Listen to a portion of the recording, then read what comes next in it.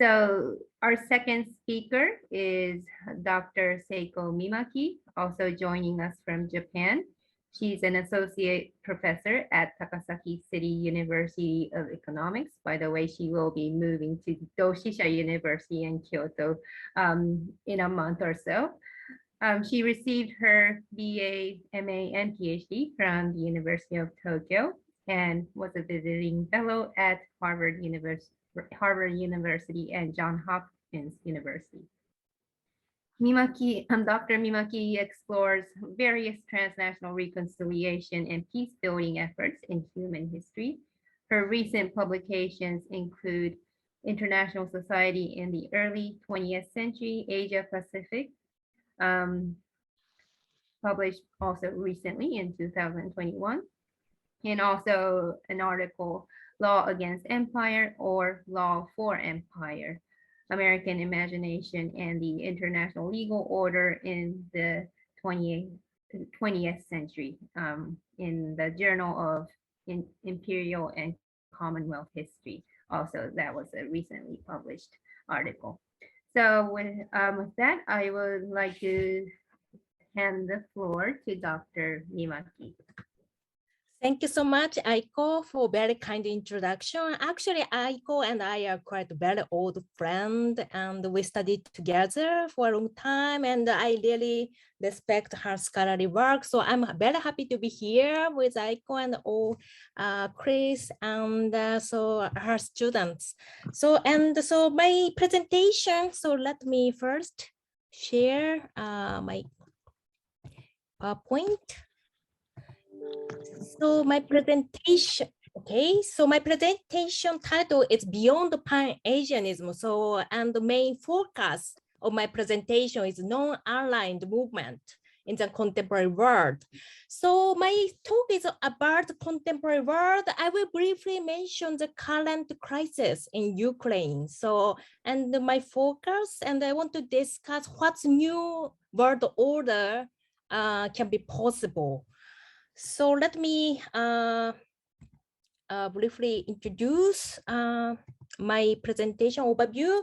So first, I want to discuss so-called liberal international order, world order, this kind of argument. So U.S.-led World War II, post-World War II world order is the best world order ever for all nations. And then especially, so I want to critically analyze US roles in the world order from the perspective of third world countries. So for example, from Japan, so Japan is a very important ally, US is very important ally and security provider. But if we look at US from third world countries, so especially, for example, Iran, Venezuela, so US can be called an empire of economic sanctions. So I will critically examine US role and the US-led international order in my second part. And so third part is about non-allied movement, especially the role is changing after the end of the Cold War. So now the non-allied movement, in short, now it's becoming an arena to criticize the US empire of sanctions and to envision alternative world order. And finally, I want to discuss briefly about Japan's path, possible path in the future, especially now we are seeing an increasingly ideologically divided world. So what path Japan should take?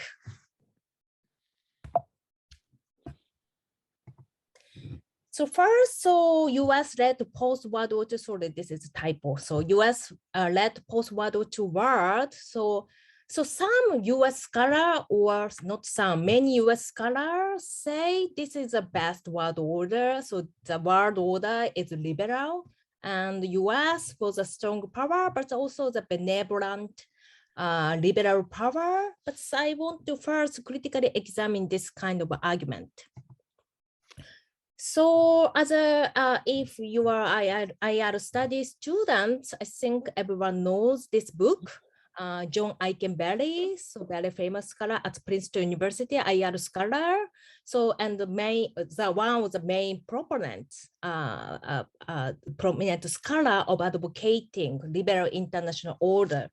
And in his book titled Liberal Leviathan, so he approved US hegemonic law. US, it was a strong power, but also liberal benevolent power. So strong, but benevolent. And Aikenberry called US as liberal Leviathan in his book.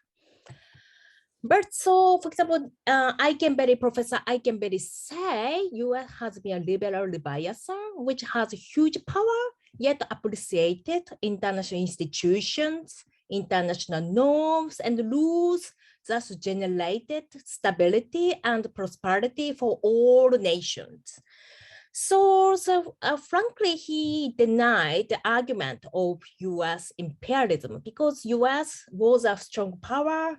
US has a strong, huge power, but also benevolent and obey the international rules and appreciate the international institutions.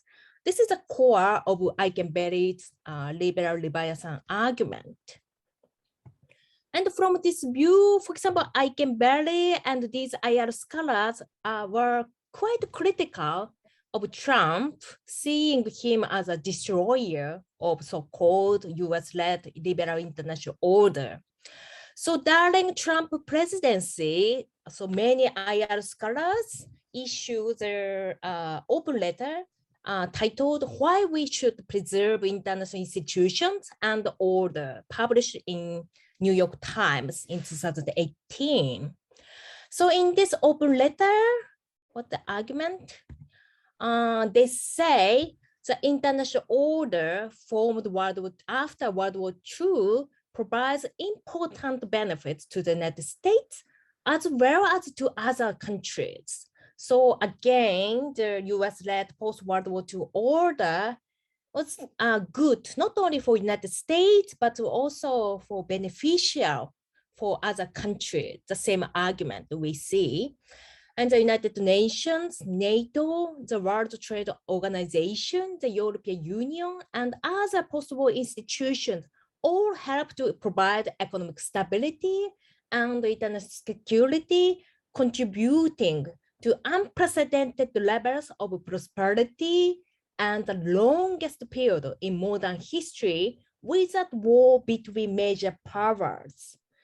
So I see in this argument quite uncritical approval of post-World War II so-called liberal international order and US hegemonic law. I don't say that this argument is totally wrong, but for example, in Asia during Cold War, we had the war in Korea and then long war in Vietnam. So from the Asian perspective, we cannot at least uncritically approve this kind of argument. We had a lot of war, so we cannot say the post-World War II was the longest period in modern history without war between major powers. So as a Japanese scholar, so I see some a little bit, I do not say this argument again, totally wrong, but some American bias in this kind of argument. So let's look at the current Biden administration's diplomacy. So in this context, after disastrous Trump presidency, so Biden have tried to restore again US-led liberal international order. But here I want to provide some critical analysis on Biden's attempts. For example, I think everyone still have vivid memory of this. So the Summit for Democracy was held last December. So that was an online conference, but a lot of countries joined, including Taiwan. So according to Biden, White House, so Summit for Democracy is necessary because, according to Biden, so democracy and human rights are under threat around the world, across the globe, weak state capacity, tenuous rule of law, high inequality and corruption continue to erode democracy. At the same time, authoritarian leaders are reaching across borders to undermine democracies. So Biden say we have to prove democracy still works and can improve people's lives in tangible ways. So that's why Summit for Democracy is necessary. And this is a participating country. So the green country, so black country is not participating in Summit for Democracy, and the other colors, green one, and the orange, yellow, they participated. But according to Freedom House, most participating country will can be called as democratic states, but some countries cannot be said as democratic country. So now, so especially under Biden administration, so we, including Japanese scholars and Japanese policymakers, because we have a quite strong relationship with US, not only politically, economically, but also intellectually. So we are now admitting this kind of dichotomized view. So the world can be divided into free countries, democratic countries, and non-democratic countries, not free countries. So this is a Freedom House annual report, the latest one, and by the administration heavily relied on this Freedom House report. So we are now like increasingly accepting this kind of dichotomized view. So free country, non-free country, democratic country, non-democratic country. But I have some doubts, this kind of thinking, dichotomized view, this kind of like Cold War mentality is really true. What really could really be divided into this free, partially free, not free. These three categories are only category. So I have several doubts. And also based on this kind of dichotomized view between democratic country versus authoritarian countries. So we are now witnessing the age of alliance, as some scholars say. So the age of alliance is coming back. So Japan formed Quad with India and US, Australia. And also UK, US, Australia formed the AUKUS recently. And also Five Eyes. It is a quite old intelligence network alliance formed in 1950s, but it's renewed significant, especially against China. So these alliance, Quad, AUKUS, Five Eyes, they are all justified as alliance of democracies, alliance to defend freedom and human rights. So of course, I see some geopolitical reasons for this kind of alliance, why this kind of alliance are including formed. But I have several doubts. So this even they are justified in the name of democracy, freedom, and human rights. But this kind of like alliance is coming back and gain significance in international politics today. So I have several worries about that. And also here, so let's look. So here I from until now I introduced US idea, US worldview. But if we take third world countries view, how US looks. So US, so here I want to introduce US viewed from third world countries, especially a country who have experienced US economic sanctions. So from these countries, US can be called an empire of economic sanction. For example, let's look at the Iranian situation. As you know, so Iran have experienced US and international sanction for quite a long time. So, and this is a graph from BBC. So we can see, apparently we can see the influence of economic sanction For example, 2012, so international Western countries strengthened the economic sanction on Iran, and we see the influence on sanction on Iranian economy. And also during Trump presidency, so Iranian economy severely influenced by US economic sanction. So at that time, Trump administration imposed so-called maximum sanction on Iranian regime, but actually the influence was huge. And not only Iranian regime, but the Iranian citizens in general have a significant effect from this US economic sanction, financial sanctions. So we have to be reminded that so humanitarian exemptions to US economic financial sanction have not worked properly.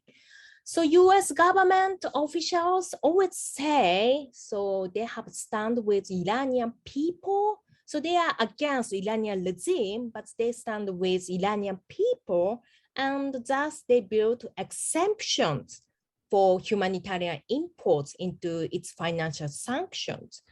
But in reality, these exemptions have failed to offset the strong reluctance of companies and banks to risk inviting US economic sanctions and legal actions by exporting or financing humanitarian goods.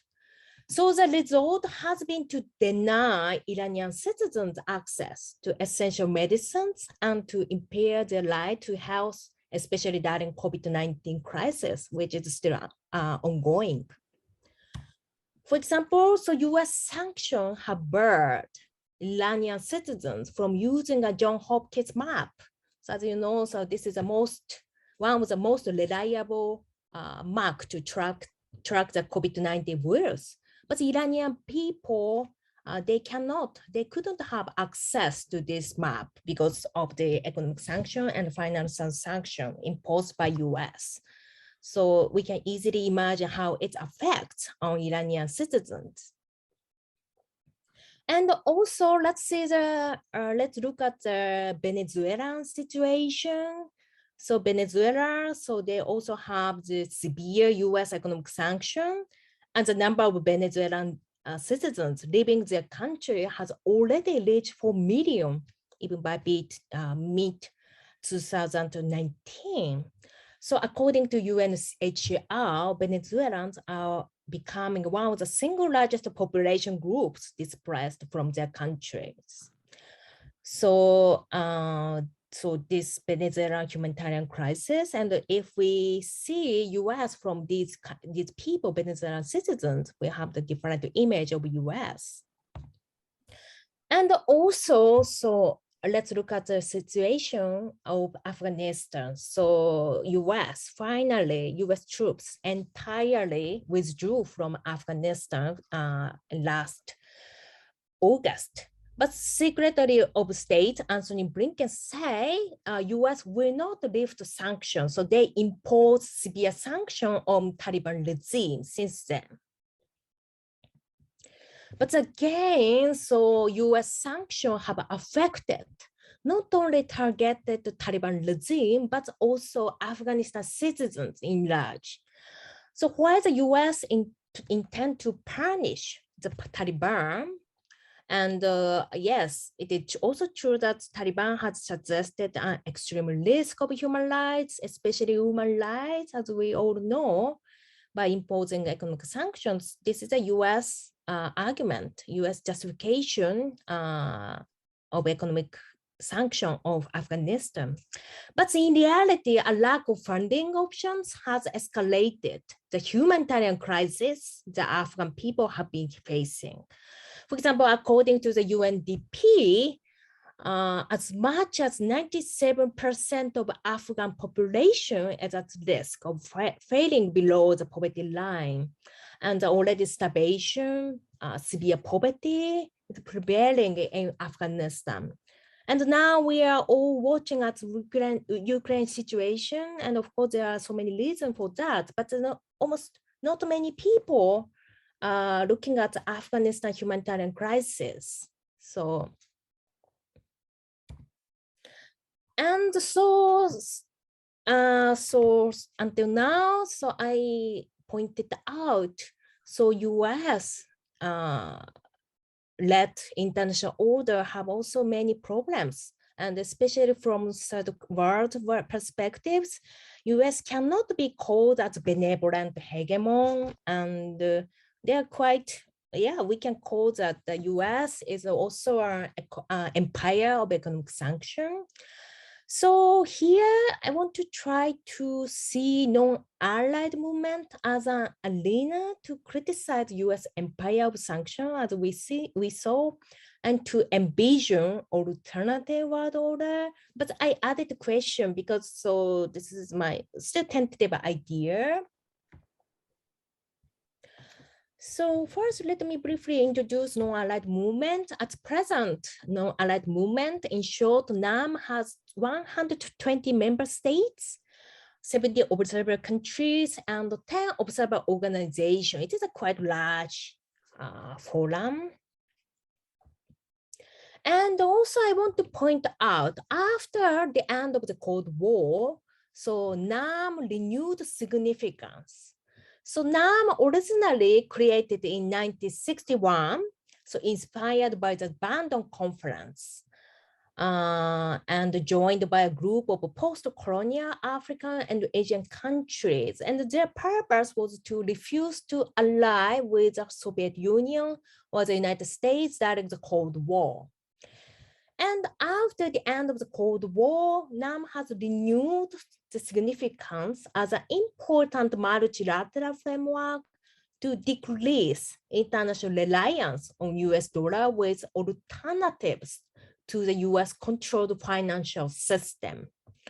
For example, in the past meeting in 2019, 2020, so in recent meetings, the delegate of 120 countries, including Iran and Venezuela, have increasingly criticized US arbitrary application of economic sanctions, and they explored plan to sue the US at the International Court of Justice over its ham-fisted application of economic sanctions. So this is a photo from Caracas, Venezuela meeting in 2020. So here at NAM, we can see the rising international criticism of US economic sanctions.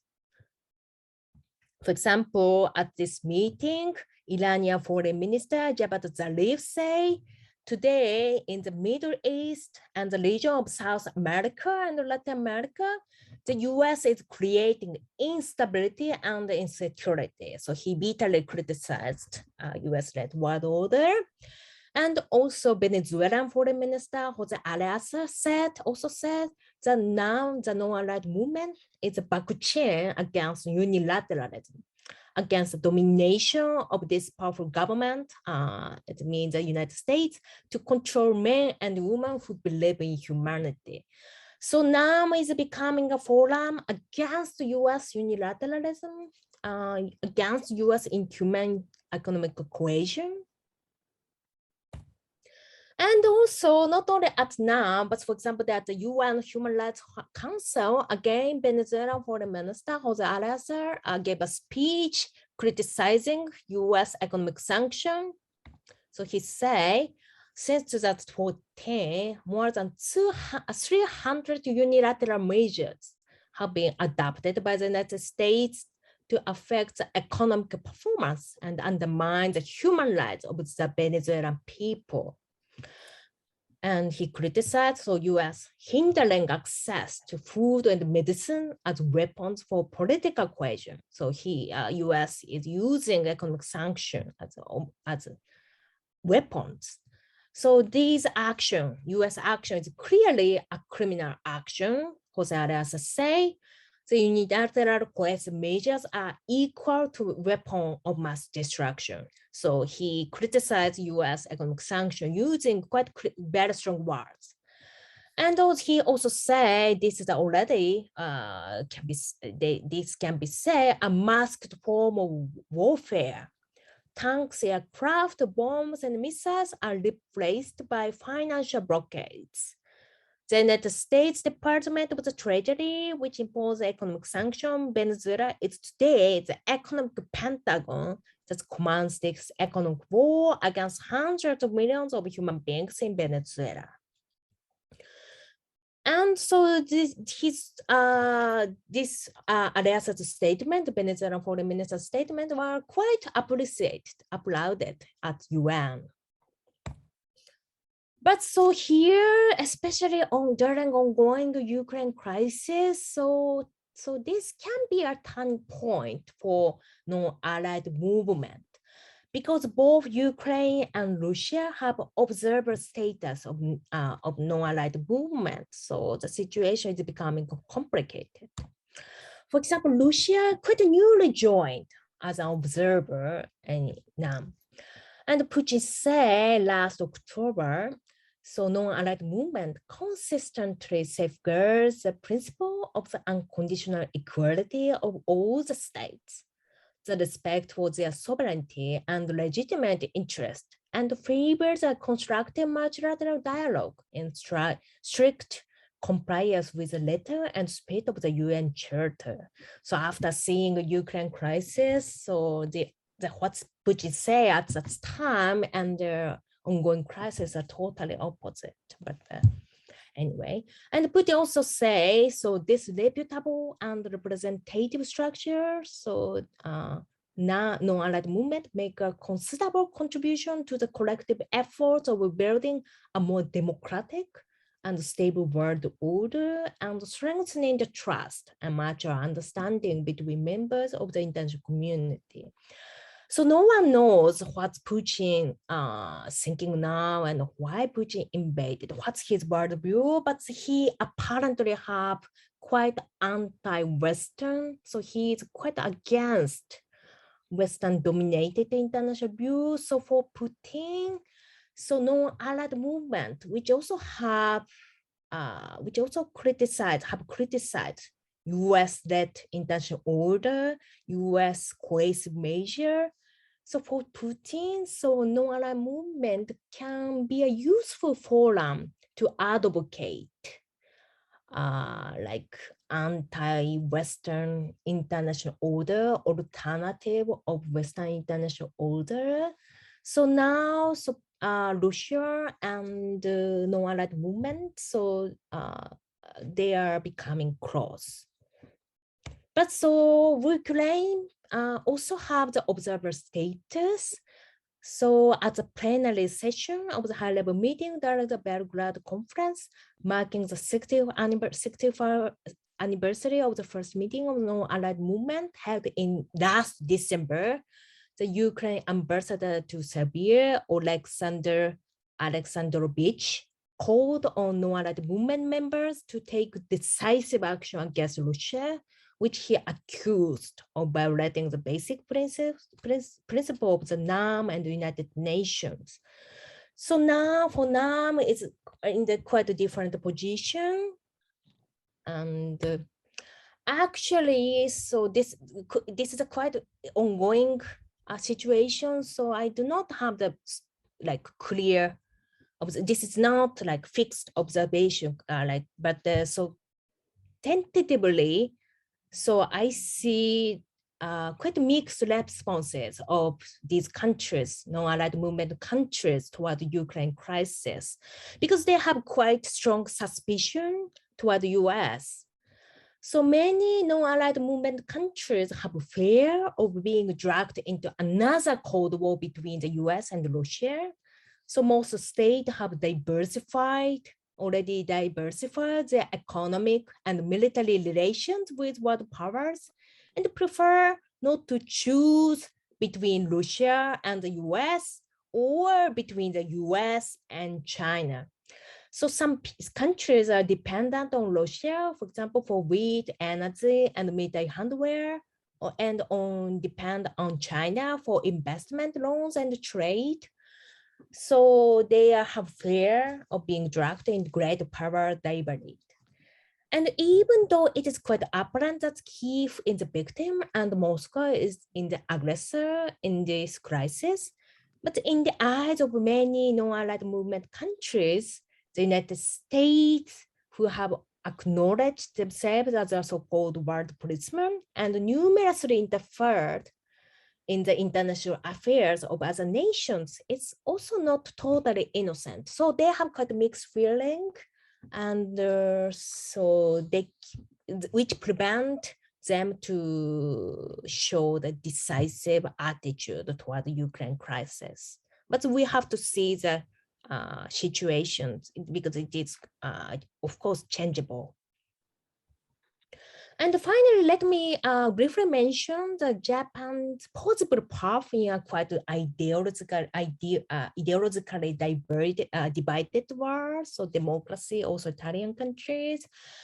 And so now Japan's government increasingly emphasizes solidarity with the West.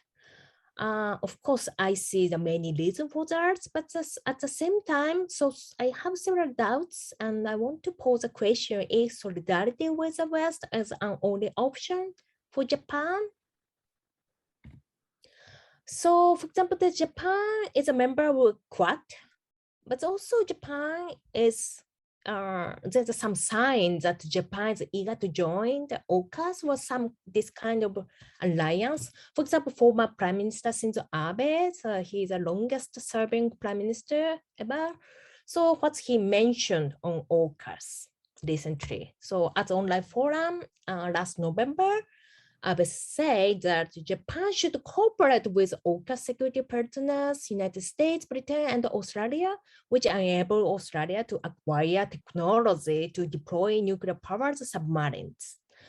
And in his words, a key to realizing a free and open Indo-Pacific is ensuring like-minded countries meet to long-term engagement with the Indo-Pacific region. So from this standpoint, Abe said, I welcome the formation of AUKUS.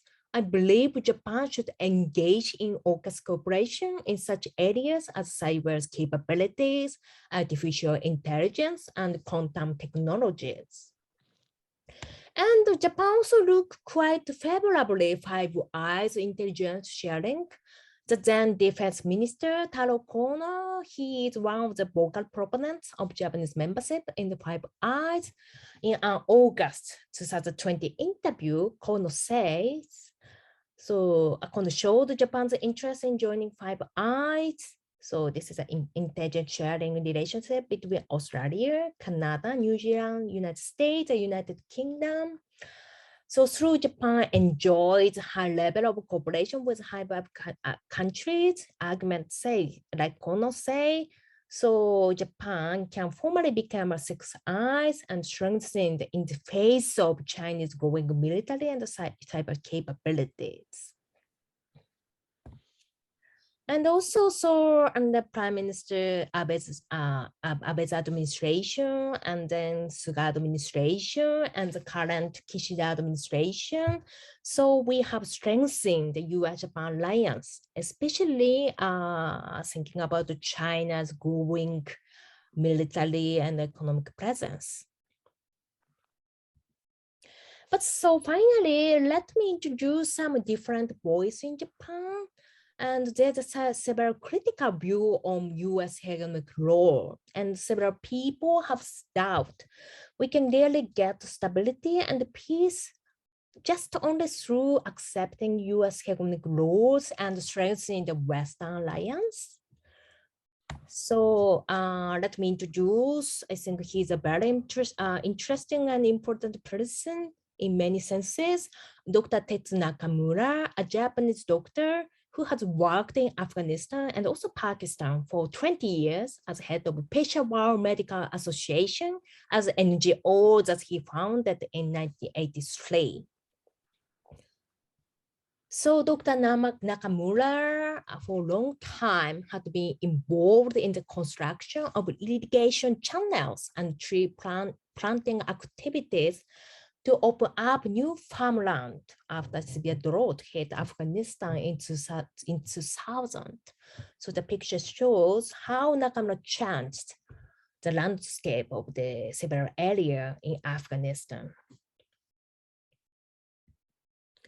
And very sadly, Nakamura was killed accidentally by armed group in 2019. But the then Afghanistan president, Ashraf Ghani, so carried his coffin, so showing his respect and Afghanistan people's respect for Dr. Nakamura. And so sadly, Taliban finally erased this mural. But until then, so this is a Kabul, and there was a huge mural of Dr. Nakamura. So again, showing Afghan people's respect for Dr. Nakamura and his contribution to Afghan. But so let me introduce one of the important aspect of his thought. So he was a bitter critic on US-led war on terror. At that time, he was doing humanitarian work in Afghanistan when the war on terror happened, the war in Afghanistan happened. So Nakamura criticized the simplistic narrative, American justice versus Taliban evil. So for Nakamura, what was needed in order to prevent terrorism was to reduce enmity. And this could not be done through military force, at least not only through military force. So, and also, so when it was necessary, so Nakamura did not hesitate to even cooperate with Taliban. So he has many acquaintances or even friends in Taliban as well. And being a doctor, Nakamura often used surgery as a metaphor to describe counter-terrorism measures by military force. So according to Nakamura, surgery is not solution. So that's the best way to reduce chaos in Afghanistan should be to promote education, healthcare, reduce poverty and hunger. This kind of grassroots activities is necessary for reconciliation and for peace. So of course, Nakamura is quite respected in Japan as well, but we tend to forget he has very critical view of US-led war on terror and more generally, US hegemonic law in world order. So on one hand, Japan strengthening their alliance with US and also Western countries, and there were several reasons for that. But also we have to have this kind of critical view on US hegemonic world order, especially US-led war on terror, which still continues. So this is my end of my talk. So thank you for listening, and I'm very looking for having discussion. Thank you so much.